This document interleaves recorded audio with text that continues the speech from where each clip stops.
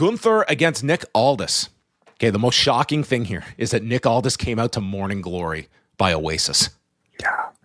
I was shocked. I thought for sure it's like this has to be some crappy WWE cover. But it's like no. That's the Gallaghers that they got. How often do they do this for, especially for like, no offense to Nick Aldis, but it's Nick Aldis. But good for him. He got quite the entrance. How often do they have?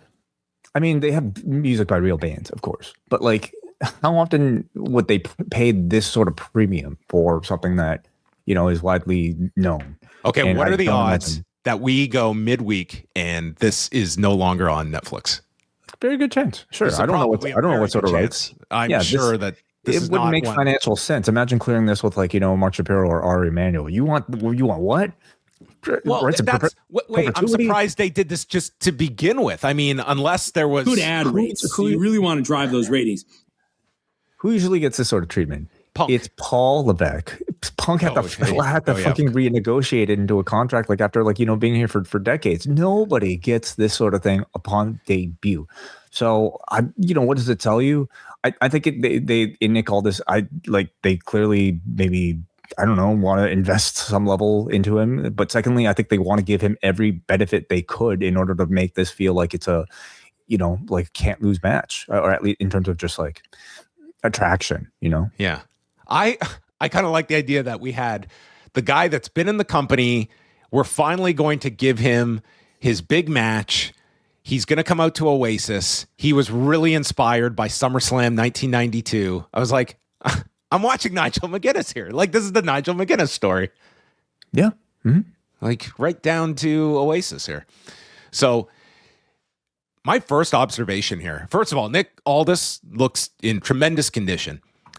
Gunther has, it's almost jarring to remember the size Gunther was, because now, dude, Aldis was so much bigger than Gunther. Gunther is he's got the physique now of a swimmer. He's just losing so much.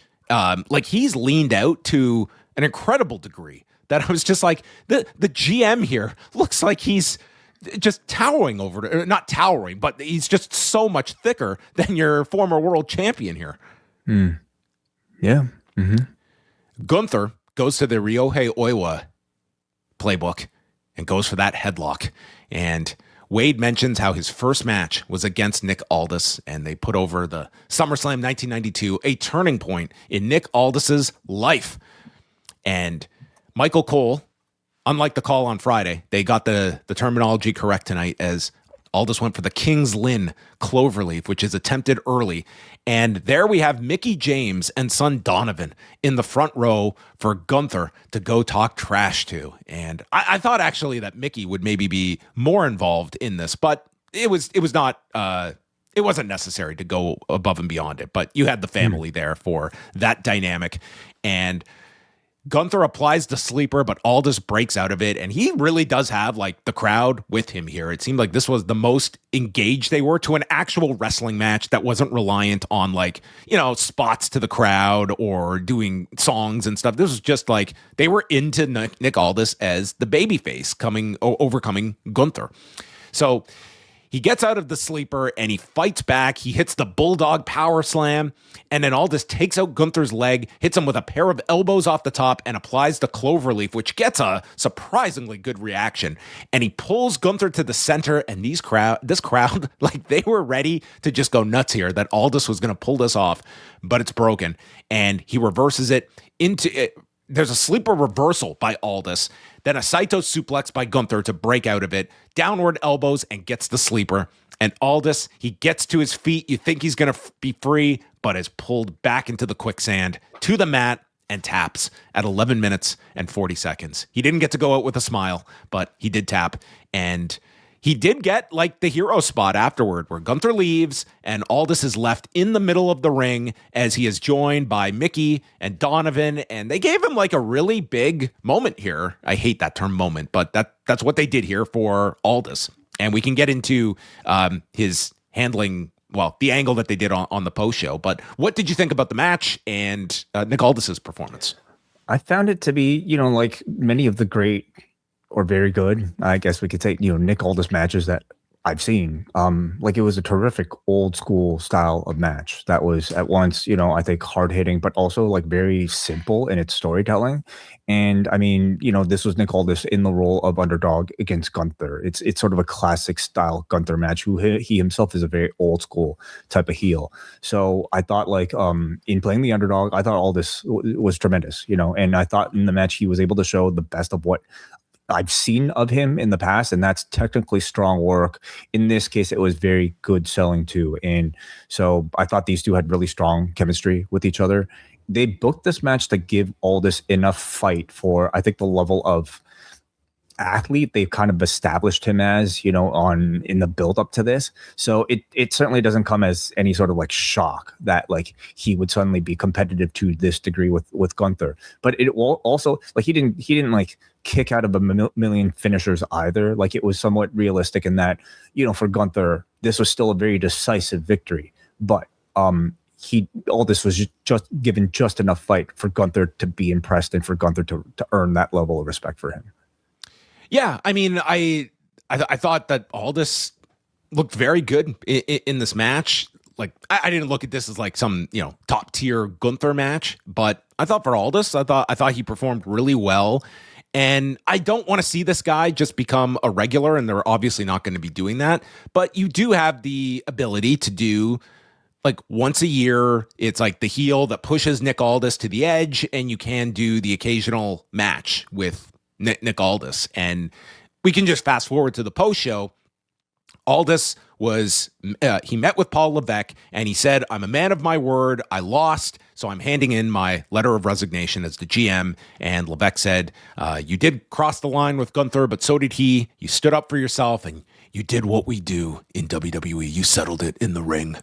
And he tore up the letter of resignation and reinstated Nick Aldis as the GM, telling him to call it down the middle from now on. So he's back as the GM. Yeah, interesting that they would, again, like invest so much into a SummerSlam, like I would say to one of the more heavily promoted matches, heading into this year's SummerSlam, so much into a guy who, I mean, essentially now seems like he'll be another part-timer on the roster. Now, that's not always a bad thing because like you can establish at this point that a Nick Aldis wrestling match feels like something special, right? But it's just interesting that they would maybe this is very unusual to me, that Paul, they would do this on the press conference. And I got the sense this is not storyline, but he did say Nick was called on. He was called on short notice to do this, and I took that. And why? What do you mean? Why? What were Gunther's original plans? Did something fall through? I would imagine that Gunther had other plans. I think they did have other plans for Gunther, and this was probably not their first choice that Aldis was just called upon. And the way this is played out, like that would suggest like this, for whatever it was, this was a hole that was left, and Gunther needed someone, and they thought this is the best route to go. And because they're just like retconning this, and Aldis is right back to the old role now. Interesting. That's how I took that comment that Paul said at the press conference. That maybe we'll find out on Unreal, okay, season 5 or whatever this will be. But it's all been Gunther really fascinating. was supposed to face Bailey. But at least I thought it made for a really fun and entertaining build towards this year's SummerSlam. Like this was probably one of my more anticipated matches, this year. And I think ultimately, again, maybe not a part of the greater Gunther title chase story, almost like a bit of a distraction from it, but I thought a pretty entertaining one. It's July on the Post Wrestling Cafe, and that means our extensive G1 coverage begins starting July 11th. We're going to have reviews of every single G1 card right up to and including the finals in the middle of August. Plus, Rewind Away takes a look at 2 episodes of Heels. We're also going to be going back to 2005 for a review of WrestleMania 21, and it is the start of our double shot episodes covering this season of Dark Side of the Ring. Plus, we are going to dive into the 3rd season of WWE Unreal. All that and so much more can be yours by signing up to the Post Wrestling Cafe. It gets you XL editions of Rewind to Raw, Dynamite, and SmackDown, Collision Course on a weekly basis, MCU later, and so much more.